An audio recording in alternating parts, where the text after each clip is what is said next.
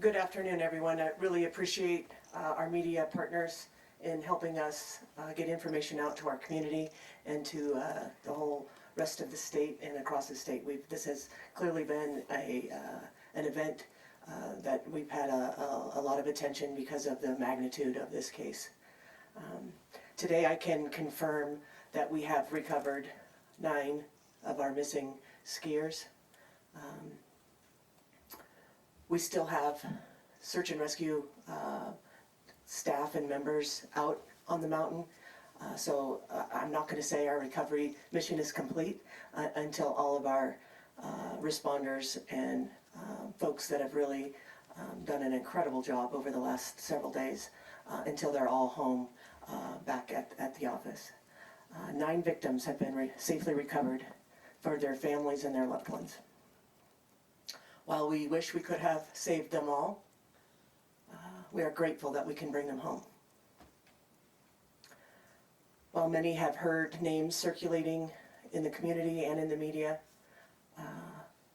this is our formal confirmation that the following individuals perished in the Castle Peak Avalanche. Andrew Allison Ratos, age 34. He was from Verdi, Nevada, and he was a Blackbird mountain guide. Carrie Atkin, 42 years of age. She was from South Lake Tahoe, California, also a Blackbird mountain guide. Lisbeth Claybaugh, age 52. She was from Boise, Idaho. Michael Henry, age 30, from Tampa, Florida.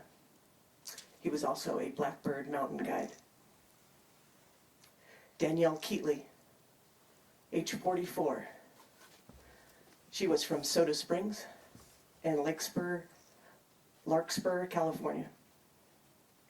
Kate Morse, age 45, of Soda Springs and Tiburon, California. Caroline Sikar, age 45, of Soda Springs and San Francisco, California. And Catherine Vitt, age 43, of Green Bay, California.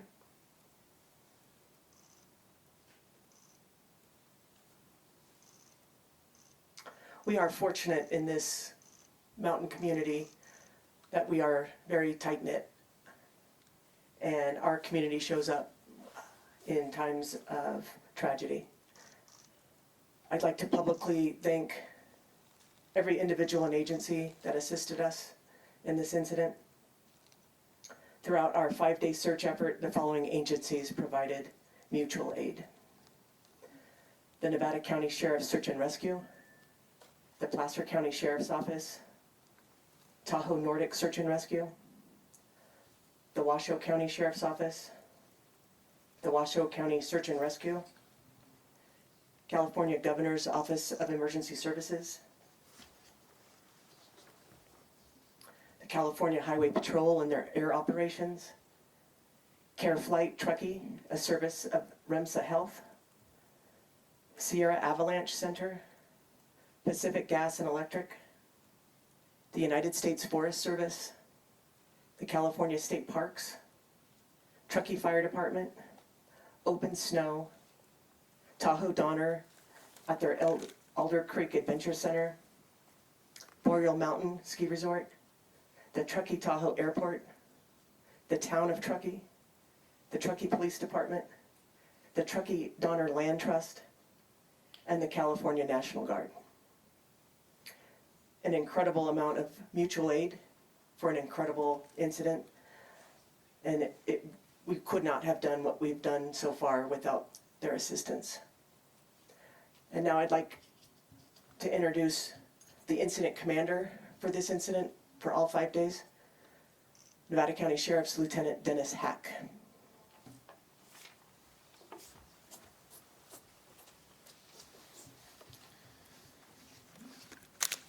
Good afternoon. I'm going to provide you with a summary of our operation starting on the first day. On Tuesday, February 17th, we received an initial report to our regional dispatch center at approximately 11:30 hours of an avalanche with subjects trapped. Over 46 personnel from the Nevada County Sheriff's Office, Nevada County Search and Rescue, Placer County, Tahoe Nordic SAR, and Washoe County SAR began to respond immediately. We established communication with several of the survivors and learned that some of the survivors themselves had recovered 3 deceased persons. Teams of skiers made access to the group using 2 different routes. Our first team made contact with the survivors at 17:36 hours. Our teams provided first aid and prepared them to be escorted out of the area. During that time, they also located an additional 5 deceased individuals. Throughout the night and into the next day, we evaluated the avalanche hazard and the weather, and the determination was made that it would be unsafe to insert personnel into the field to conduct the recovery without avalanche mitigation. Our teams were put on standby, and we worked with Care Flight Truckee and CHP to be prepared for recon flights in the event the weather provided the opportunity. Unfortunately, on Wednesday, it did not. On Thursday, February 19th, due to the extreme weather conditions, we were not able to insert any SAR personnel or use any aircraft. During that day, we used our snowcats and we improved our travel routes to set ourselves up for better success for Friday's operation. On Friday, February 20th, we did recon flights with the assistance of Care Flight Truckee and the California Highway Patrol. We were able to complete avalanche mitigation with our partners with PG&E, with CHP overhead for observation and acting as a radio relay. After this operation, we deemed the avalanche risk was no longer a concern, as great of a concern, and we decided to insert search and rescue personnel. The California Highway Patrol inserted search and rescue personnel who were able to locate the 9th decedent who had been missing and recovered 5 decedents from the field. On Saturday, February 21st, at the end of that operation, due to darkness, we had to wait to recover the other individuals today. On Saturday, February 21st, we started bright and early with CHP going in to try and complete the operation. CHP was able to remove 1 decedent, however, the winds made them unable to complete any other hoists. The California National Guard was on site, and they continued the hoist operation and were able to return the other 3 decedents from the field. The last person was recovered at 10:58 a.m. We had 42 search and rescue volunteers assigned to this incident today. As far as the avalanche mitigation efforts, the Sheriff's Office considered several methods for controlling the avalanche mitigation. We had a small timeline due to the weather and the storms that were expected to come in, and we began working with numerous public and private entities. PG&E was the first agency that was able to fulfill our mission in the timeline that we presented, and so we accepted them for our work. Yesterday, CHP worked with PG&E using 2 helicopters to conduct that avalanche mitigation after CHP air operations conducted with Care Flight Truckee a recon. After that work was done, we roundtabled the progress and determined that it was safe to put in searchers. That concludes the summary of our operations.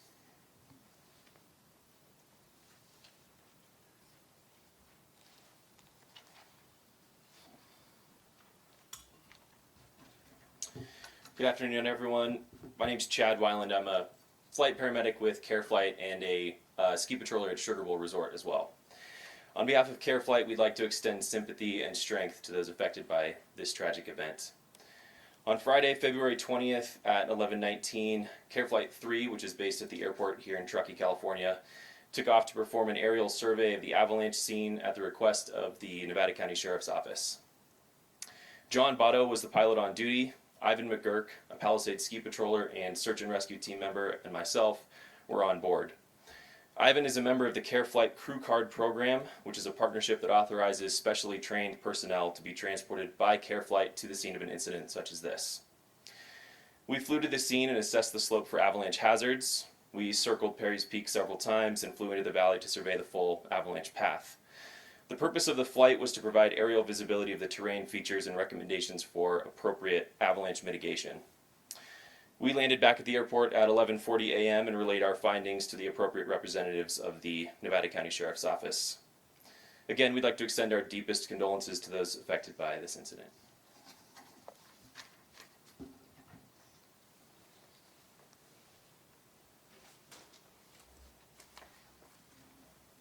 Again, I want to recognize the strength in the volunteers of all of the search and rescue units that our agencies truly rely on. They are pretty amazing people, and it's an honor to work with them. I want to just make sure that everyone knows those are volunteers. And when we ask them to leave their houses and help their communities, they do so willingly. And this has been a very difficult case for them, for the Sheriff's Office personnel, from all the agencies, from all of our partners. This has been very difficult, and we cannot say enough how tremendously sorry we are for the families that has been affected by this avalanche. And with that, we'll take questions. So I was just trying to sort out, you recovered 5, thank you. You recovered 5 of the victims yesterday, and were they brought out by snowcats? And how were those victims brought out?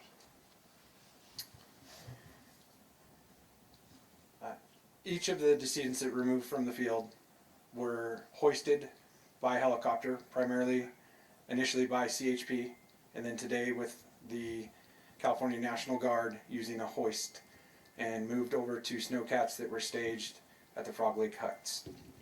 Okay, thanks. And then the numbers. Then there were 3 people that you removed today, but I'm counting 8.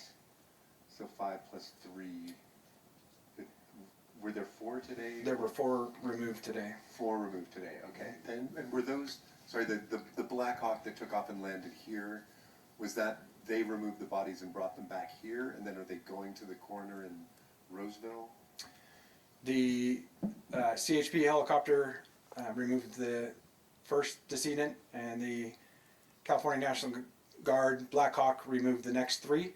They're each taken to snowcats that were staged at the Frog Lake huts, and those were then returned to our staging area where our chief deputy coroner was waiting for them.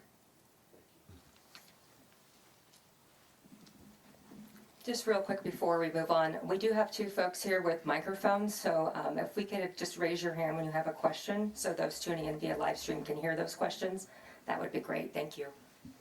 First, thanks you guys. God bless you all for everything that you did to get the family members, their loved ones. Thank you very much. I wanted to know, because the one individual that was missing for more than a day, where was that person located? Was he or she pretty much with the group? And then when you say avalanche mitigation, is that looking from above, like an aerial view, or can you explain what that is exactly? Sure. So the 9th person who was missing was found relatively close to where everybody else was located. That night it was whiteout conditions, and they were unable to locate that individual. But when the conditions permitted, they were able to quickly locate that individual. What was your second question? The mitigation, what exactly is So avalanche mitigation is the process of making the area safe from avalanche hazard for our workers that will be in the area. How do you do that? There's a number of ways to do it. Predominantly amongst the ski resorts, they use explosives. In this situation, we use PG&E with water drops using what's called a Bambi bucket. Hi, I just wanted.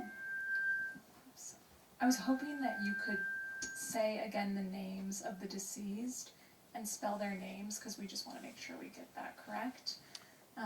And also identify which ones were Blackbird guides. Yeah, we can hand out something Okay. so that everybody can get the same information. Could you just say the names again, just so it's on camera? Again? I've already said the names. We'll give you a copy of the names. Thank you, sir. Hi, Tom Jensen with NBC Bay Area News. I'm curious about using what is normally fire suppression equipment for avalanche mitigation. I've never seen that used before. And was that used because it was felt deemed to be unsafe to use the explosives, even thrown from helicopters? And then a backup question to that, is there PG&E infrastructure in that area that was also a concern? Like I said earlier, we started working with numerous public and private entities to obtain avalanche mitigation that fit our timeline, which was pretty narrow. PG&E uses this type of avalanche mitigation themselves around their resources throughout the state of California, and they reached out with this as an avalanche mitigation technique, and we accepted it.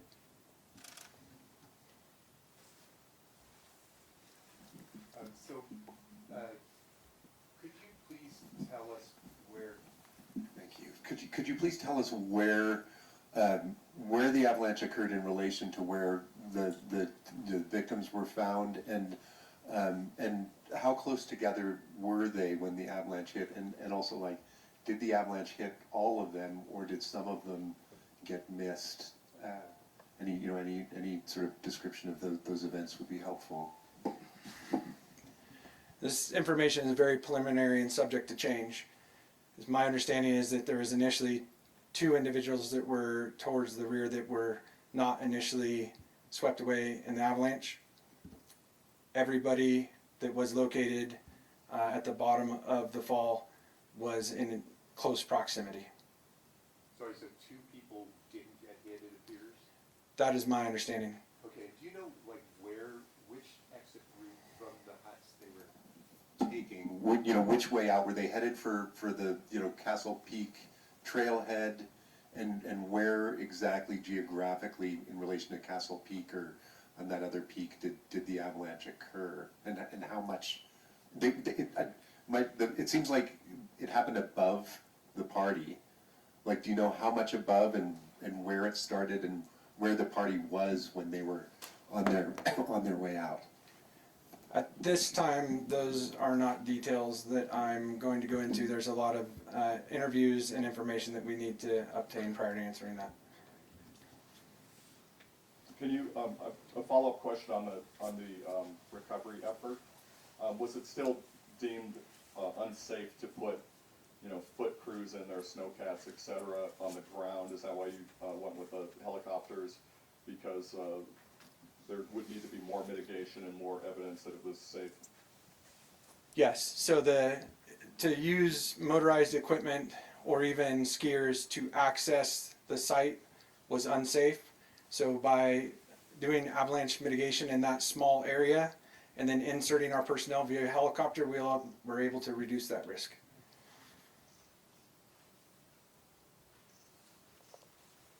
Do you know Carrie Atkin, you mentioned, was a Blackbird guide. The information we had was that she is an executive coach, and it's quite possible that she was both things. But is that absolutely confirmed that she was part of Blackbird? And can you say whether it was Blackbird's owner who was the one of the guides who survived? Yeah, those are questions that we either are in the process of getting. As far as the confirmation, what I reported out was the information that the staff has put together. I don't have the notes anymore.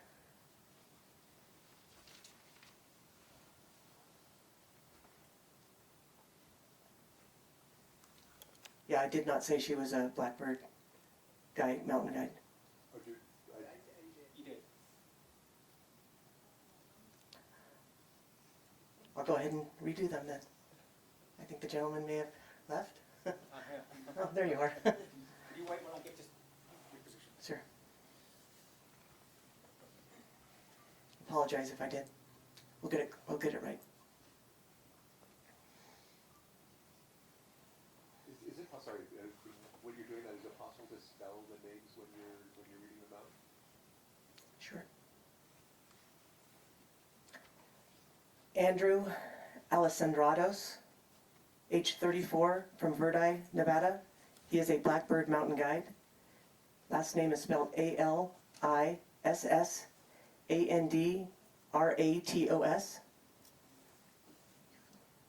Carrie Atkin, age 46, of Soda Springs, California. Nicole Chu, age 42, of South Lake Tahoe, California, a Blackbird mountain guide. Elizabeth Claybaugh, age 52, of Boise, Idaho. Michael Henry, age 30, from Tampa, Florida, a Blackbird mountain guide. Danielle Keatley, age 44, Soda Springs and Larkspur, California. Kate Morse, age 45, of Soda Springs and Tiburon, California. Carolyn Sekar, Sekar, age 45, of Soda Springs and San Francisco. And Catherine Vitt, age 43, of Green Bay, California.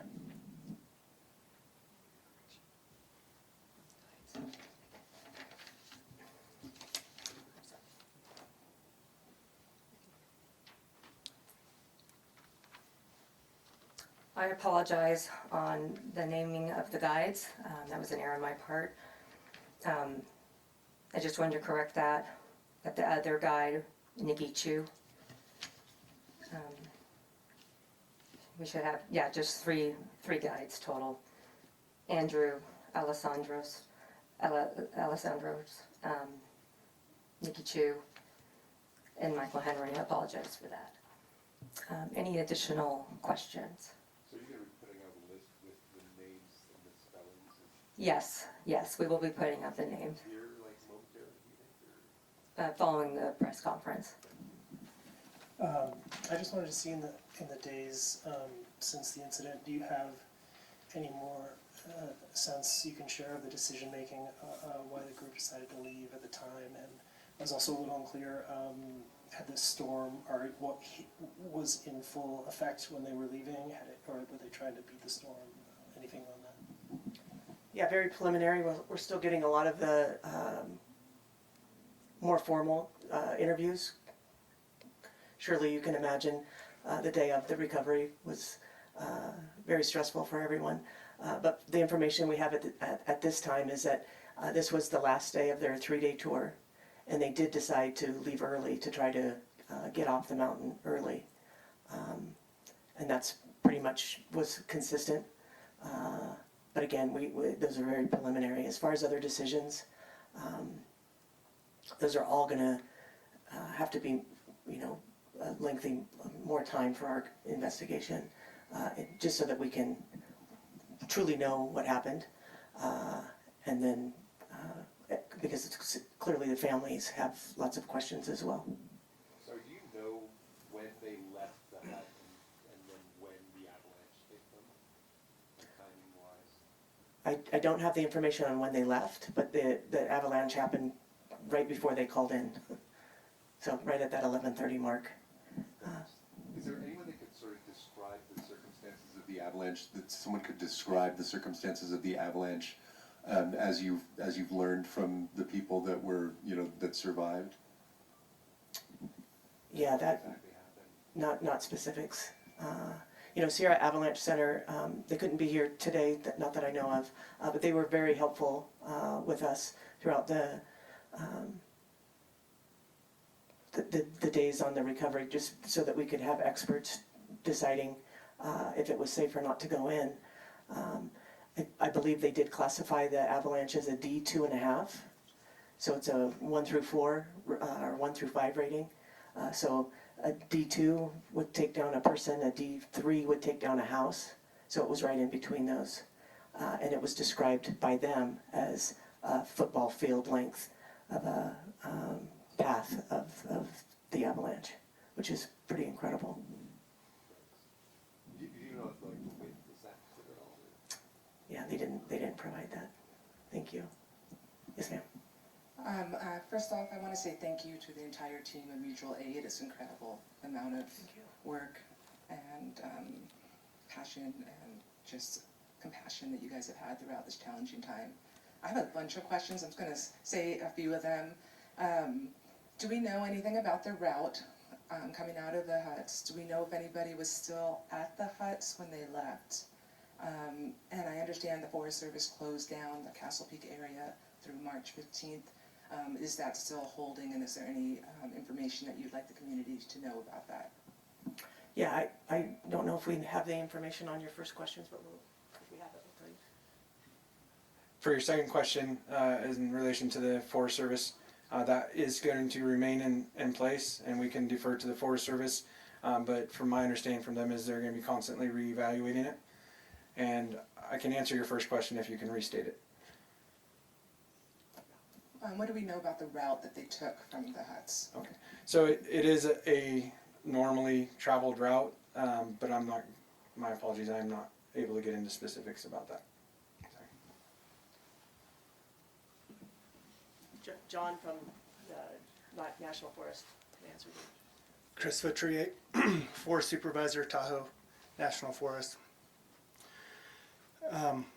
Our intent is to reopen the forest once this operation is complete. This is the public's land, and they love to recreate on it. The Forest Service doesn't close public land for every hazard or every obstacle. So we trust the American people to use their best judgment when recreating. Thanks. That last question about was anybody at the hut when they left? My understanding, again preliminary, is that there were at least caretakers remaining at the hut. And then I had a follow-up question for you about, you said that the preliminary study is that there were, when the avalanche struck, people were swept away and there were 2 individuals towards the rear who were not originally swept away? Are you the 2 individuals you're talking about, are those people who died or survivors? Those 2 individuals were survivors. Okay, thank you. Sorry, could you say the person who was found later that wasn't found that first night? Which one of the avalanche decedents was that was found later? I don't have that information from my people in the field yet. Yes, ma'am. Sheriff, is that one skier out of the hospital now? Good question. The question was, is that one skier out of the hospital now?